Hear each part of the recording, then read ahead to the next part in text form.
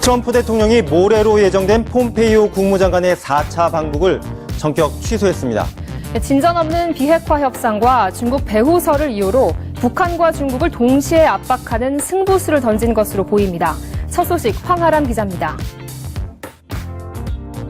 He and I will be traveling to North Korea next week to make further diplomatic progress towards our objective. 폼페이오 국무장관의 방북 발표 하루 만에 트럼프 대통령이 폼페이오 장관의 방북을 취소했습니다. 트위터를 통해 북한과의 비핵화 협상에서 충분한 진전이 없었다며 취소 이유를 설명했습니다. 11월 중간 선거를 앞둔 상황에서 폼페이오 장관이 빈손으로 돌아올 경우 정치적 부담이 될 수 있다는 점이 고려됐을 거란 분석입니다. 동시에 트럼프식 벼랑 끝 전술로 북한을 최대한 압박하기 위한 것이란 관측도 나옵니다. 트럼프 대통령은 또 미중 무역 갈등 때문에 중국이 비핵화 과정을 돕지 않고 있다며 중국을 겨냥했습니다. 앞서 16일에도 불편한 심기를 드러냈습니다. And the relationship seems very good. I think it's probably hurt a little bit by China because China isn't really happy with what I'm doing on trade. 하지만 트럼프 대통령은 김정은 위원장에게 안부를 전하고 싶고 곧 만나길 고대한다며 협상의 판을 완전히 깨지는 않겠다는 뜻을 내비쳤습니다. 트럼프 대통령이 또다시 비핵화 협상의 판을 뒤흔들면서 한반도를 둘러싼 정세는 더 복잡해지고 있습니다. 우리 정부의 생각은 어떨까요? 조아라 기자가 취재했습니다. 트럼프 대통령의 폼페이오 4차 방북 취소로 우리 정부의 셈법이 복잡해졌습니다. 가을 남북 정상회담과 관련해서는 9월 안에 평양에서 가지기로 합의를 하였습니다. 당장 9월 남북 정상회담 일정에 영향을 줄 수 있다는 관측입니다. 폼페이오 장관의 방북 이후 9월 중순 남북 정상회담에 이어 유엔에서 종전선언까지 이끌어내겠다는 구상이 꼬이게 된 겁니다. 남북 공동연락사무소의 8월 개소도 불투명해졌습니다. 청와대 고위 관계자는 한반도 비핵화로 가는 긴 여정에서 벌어지는 우여곡절 아니겠냐면서 미국과 여러 채널로 소통하고 있으니 지켜보자고 말했습니다. 강경화 외교부 장관은 폼페이오 장관과 전화통화를 갖고 향후 대응 방향을 협의했습니다. 청와대는 북한과 미국의 입장을 확인하고 돌파구가 있는지 살펴볼 계획입니다. 지난 5월 싱가포르 북미 정상회담을 앞두고 트럼프 대통령이 회담을 취소하자 문 대통령은 김정은 위원장과 판문점에서 깜짝 만남을 갖고 중재에 나선 바 있습니다. 트럼프 대통령의 오늘 메시지에서 눈여겨볼 대목은 바로 북한과 함께 중국에 대해서도 노골적으로 불만을 드러낸 겁니다. 중국과 북한은 어떤 반응을 내놓고 있을까요? 베이징에서 권호혁 특파원이 보도합니다. 双方已经同意就下一步安排继续保持接触。 미국과의 대화 의지를 강조했던 중국은 트럼프 대통령의 트위터에 대해 공식 입장을 밝히지 않고 있습니다. 중국 매체들은 폼페이오 미 국무장관의 방북 취소 소식을 신속히 전했습니다. 宣布他已经要求国务卿蓬佩奥不要前往朝鲜，原因是当前朝鲜半岛无核化方面没有取得足够的进展。 하지만 중국과 관련된 내용은 언급하지 않았습니다. 베이징의 한 소식통은 중국이 당장 입장을 내놓기보다는 상황을 충분히 검토한 뒤 반응을 내놓을 것이라고 전망했습니다. 북한도 반응이 없기는 마찬가지입니다. 미국의 의도를 분석하고 대응책 마련에 나설 것으로 보입니다. 이에 앞서 북한 대외선전 매체 메아리는 북미 및 남북 관계가 교착 상태에서 헤어나오지 못한 것은 대북 제재 때문이라고 주장했습니다. 트럼프 대통령이 북한과 중국을 동시에 압박하면서 다음 달로 예상되는 시진핑 국가주석의 방북에도 돌발 변수가 될 전망입니다.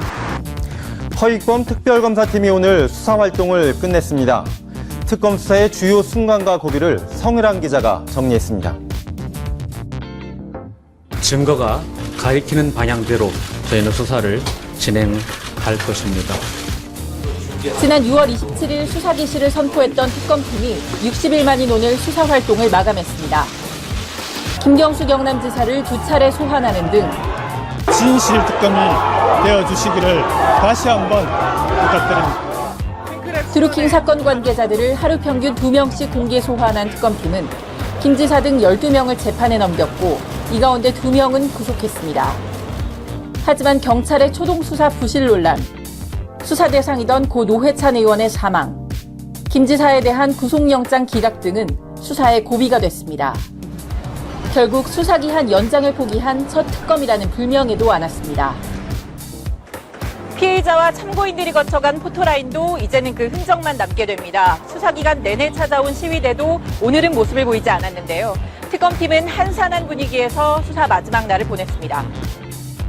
수사관들 상당수가 이미 짐을 옮겨가기 시작한 가운데 특검팀은 일부만 남아 공소 유지에 집중할 계획입니다.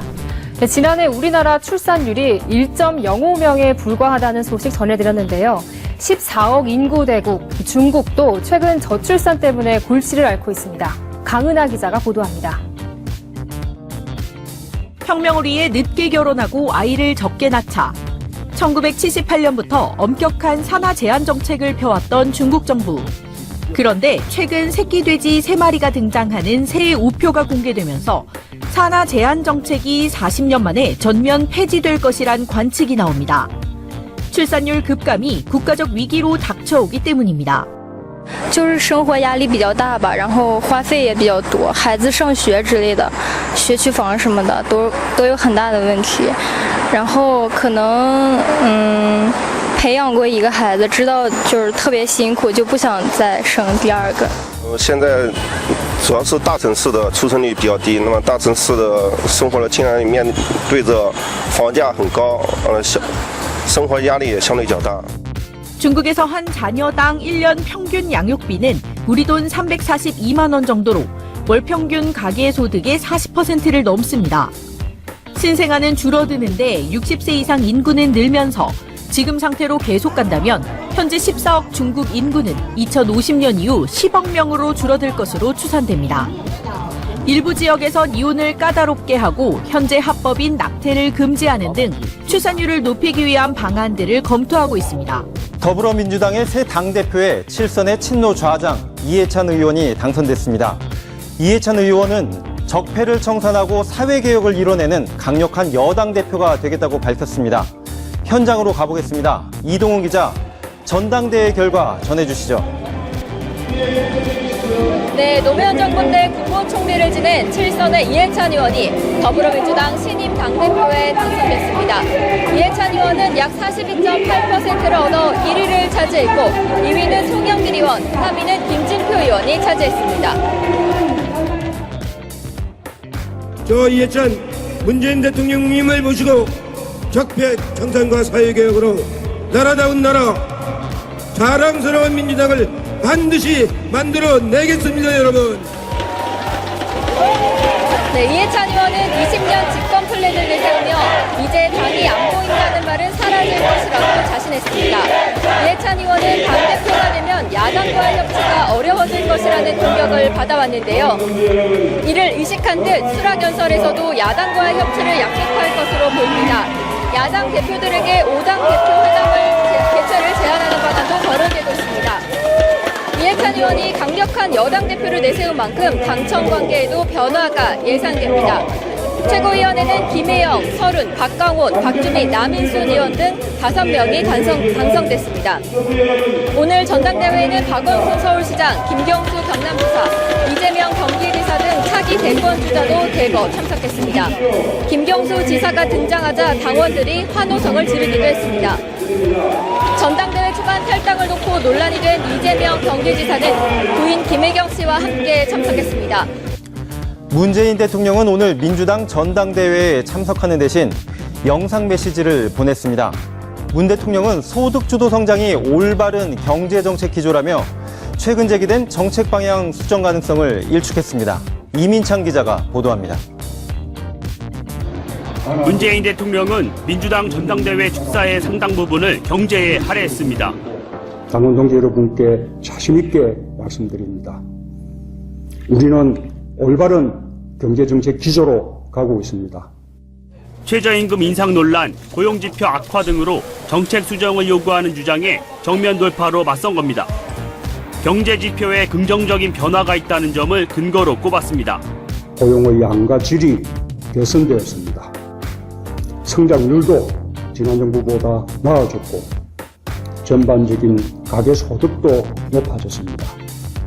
청년과 취약계층 일자리, 사회 양극화 문제 해결을 위해서라도 소득주도 성장을 강화해야 한다고 강조했습니다. 장하성 대통령 정책실장도 내일 기자간담회를 갖고 하반기 경제정책 방향을 설명합니다. 경제 문제와 관련한 각종 비판에 정면 대응하겠다는 뜻으로 풀이됩니다.